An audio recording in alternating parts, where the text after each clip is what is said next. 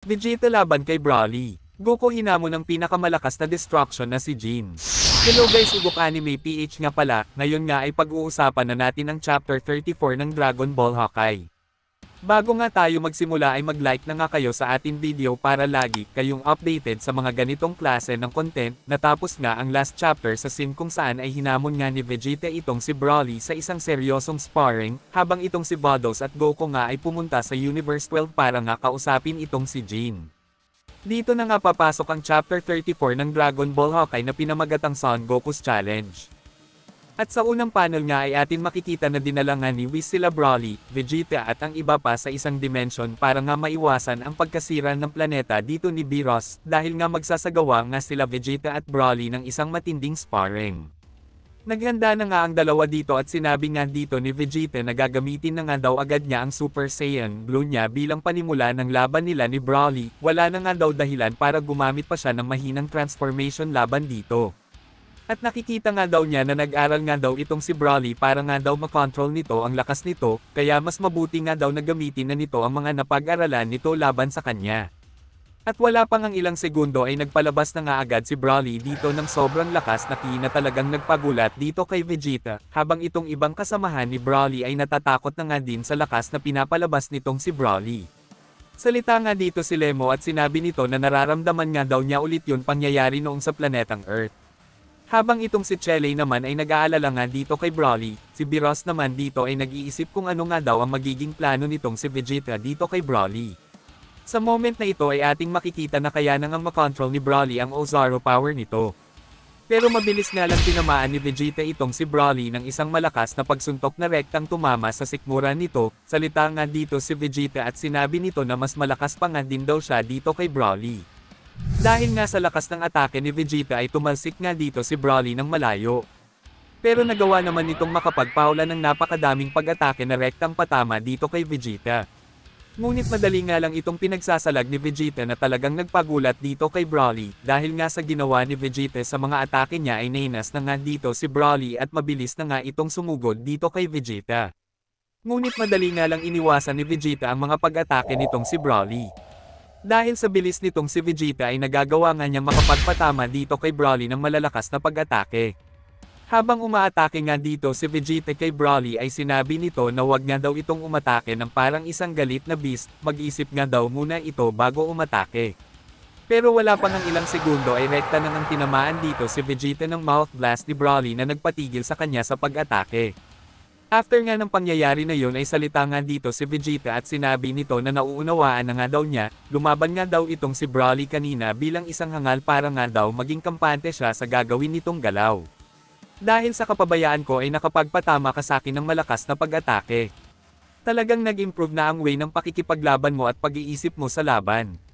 Sa kabilang banda naman ay napunta ang scene dito sa Universe 12 kung saan ay kasalukuyan ngang nandito sila Goku at Vados. Salita nga dito si Jin at sinabi nito na gusto mong tulungan kita na bumalik sa nakaraan. Sagot nga dito si Goku at sinabi nito na sana nga daw ay matulungan siya nito, itong universe nga lang daw ni Jin ang may ganun klase ng machine. Bagay daw kasi sumubok siya ng ibang way ay matatagalan pa nga daw siya. Salita naman dito si Jin at sinabi nito na paano nga daw nalaman nito na may time travel machine sila.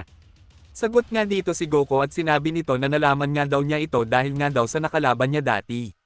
Salita nga ulit dito si Jin at sinabi nito na bakit daw ba gusto nitong bumalik sa nakaraan. Sagot nga dito si Goku at sinabi nito na dahil nga daw ito sa destruction power niya. Napag-usapan nga dito nila Goku at destruction energy na kailangan nga daw nitong si Goku na bumalik sa nakaraan nito, dun nga daw sa mga oras bago masira ang planeta ng mga ito. Salita nga dito si Goku at sinabi nito na para saan daw ba ang pagbalik niya sa nakaraan.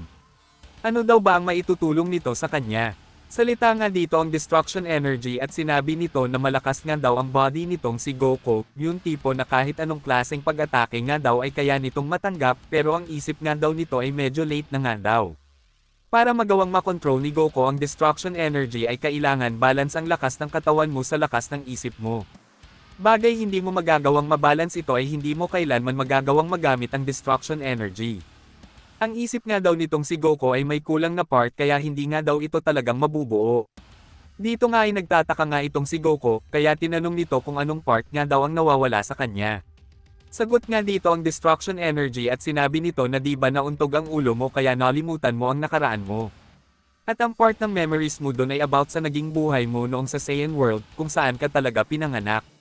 Ang part na nga daw na yun ay mahalaga para nga daw mabuo ang inner self nitong si Goku. Mentally nga daw ay hindi nga daw complete itong si Goku, at yun nga daw ang pinakadahilan kaya nga daw hindi magagawang magamit ni Goku ang destruction power nito. Kaya kailangan nga daw ma-recover nila ang part na yun dahil mahalaga nga daw talaga ang part na nawawala na yun. Salita naman dito si Jin at sinabi nito na ito nga daw ay talagang may kahulugan. Pero alam mo naman na ang paggamit ng time travel ay isa sa pinaka-pinagbabawal ng mga gods. Sa tingin mo ba ay tatanggapin ko ang kasalanan na yun para maako lang ang sarili mong kapabayaan? Dito nga ay hindi pumapayag itong si Jin sa gustong mangyari ni Goku, at sa moment na ito ay bigla na nga lang naghanda dito si Goku at sinabi nito na wala na nga daw siyang magagawa, kaya kailangan na nga daw niya i-challenge itong si Jin. Dahil nga sa mga ginawa ni Goku ay talagang kinagulat nga ito ni Jin. Sa kabilang banda naman ay napunta ang scene dito kanda Vegeta kung saan patuloy pa nga rin naglalaban ang dalawa dito. Salita nga dito si Whis at sinabi nito na kahit nga daw gumamit na si Broly ng napakadaming kapangyarihan ay nagagawa pa nga din daw ni Broly na makontrol ang sarili nito. Habang itong si Vegeta naman daw ay talagang mahihirapan dito kay Broly. Dito nga ay ating makikita na talagang nahihirapan na nga itong si Vegeta sa lakas na meron itong si Broly. Rekta na ngang tinamaan ni Broly itong si Vegeta sa noo na talagang nagpagulat dito kay Broly. Dahil na-manage nga dito ni Vegeta na magamit ang Ultra Ego nito.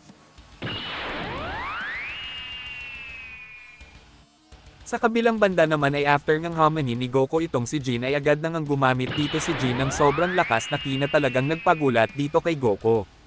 Salita nga dito si Jin at sinabi nito na sino nga daw itong si Goku para hamanin siya sa isang laban, at dito na nga natapos ang chapter na ito. Like and share lang guys para maging updated kayo sa mga ganitong klase ng content. At shoutout na din sa mga ito.